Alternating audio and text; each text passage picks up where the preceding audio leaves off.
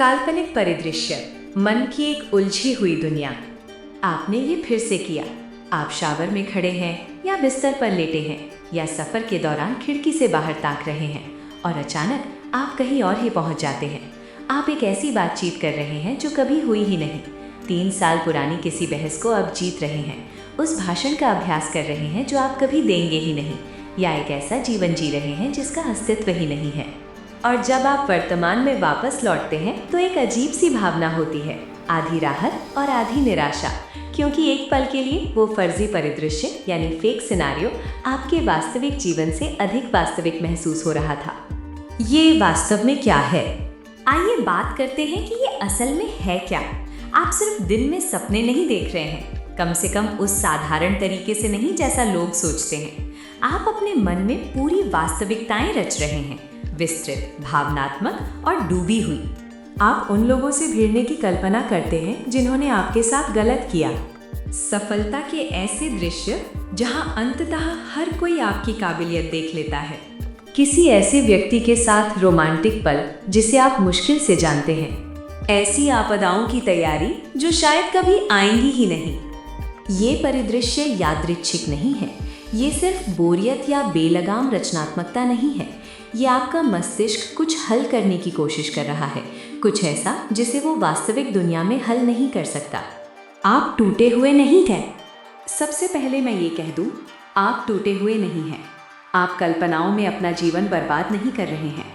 आप इसलिए वास्तविकता से नहीं बच रहे कि आप कमज़ोर हैं। आपका मस्तिष्क वही कर रहा है जिसके लिए वो विकसित हुआ है।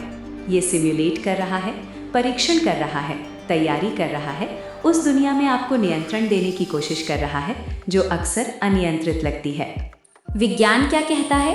आपके मस्तिष्क में एक नेटवर्क है जिसे डिफ़ॉल्ट मोड नेटवर्क कहा जाता है। ये तब सक्रिय होता है जब आप बाहरी दुनिया पर केंद्रित नहीं होते। कुछ लोगों के लिए ये नेटवर्क अति सक्रिय होता है। ये सिर्फ भटकता नहीं, ये निर्माण करता है। मनोवैज्ञानिक इसे काउंटर फैक्चुअल थिंकिंग कहते हैं। आपका मस्तिष्क वास्तविकता के वैकल्पिक संस्करण चला रहा है, आपको प्रताड़ित करने के लिए नहीं, बल्कि उनसे सीखने के लिए। आपका दिमाग एक भविष्यवाणी करने वाली मशीन है। ये लगातार पूछ रहा है, आगे क्या होगा? मैं कैसे जवाब दूं? क्या गलत हो सकता है? जब उपकरण ही जाल बन जाए। लेकिन यहाँ मामला जटिल हो जाता है। कभी कभी ये सिमुलेशन वास्तविकता का विकल्प बन जाता है।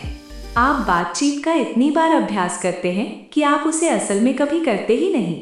आप सफलता की इतनी जीवंत कल्पना करते हैं कि वास्तविक काम कम जरूरी लगने लगता है। आप चोट को इतनी बार दोहराते हैं कि आप उसी में फंसे रह जाते हैं। इसका एक गहरा कारण है नियंत्रण।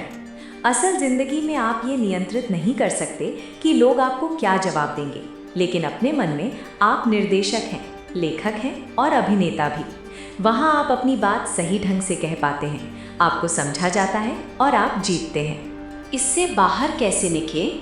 इसे रोकने या खुद को शर्मिंदा करने के बजाय ये समझें कि ये परिदृश्य आपको क्या देना चाह रहे हैं। परिदृश्य को बाहर निकालें।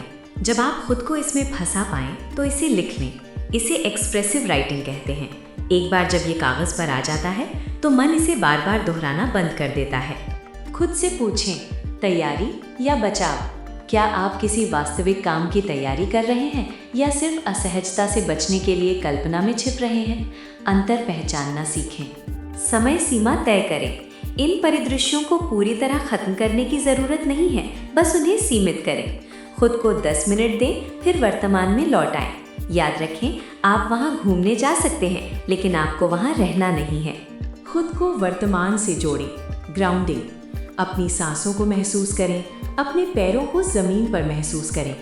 ये आपके सेंसरी कॉर्टेक्स को सक्रिय करता है और आपको काल्पनिक दुनिया से बाहर खींच लाता है। तो इसका निष्कर्ष क्या है? आपका मन एक नदी की तरह है और ये परिदृश्य उसकी धाराएं हैं। आप नदी को रोक नहीं सकते, लेकिन आप उसमें बहने से बच सकते हैं। आप किनारे पर बैठकर उसे देख सकते हैं और फिर अपने रास्ते पर आगे बढ़ सकते हैं। आपकी असल जिंदगी आपका इंतजार कर रही है। ये बिखरी हुई है, अनिश्चित है और बिना किसी स्क्रिप्ट के है, लेकिन ये सच है और शायद इतना ही काफ़ी है।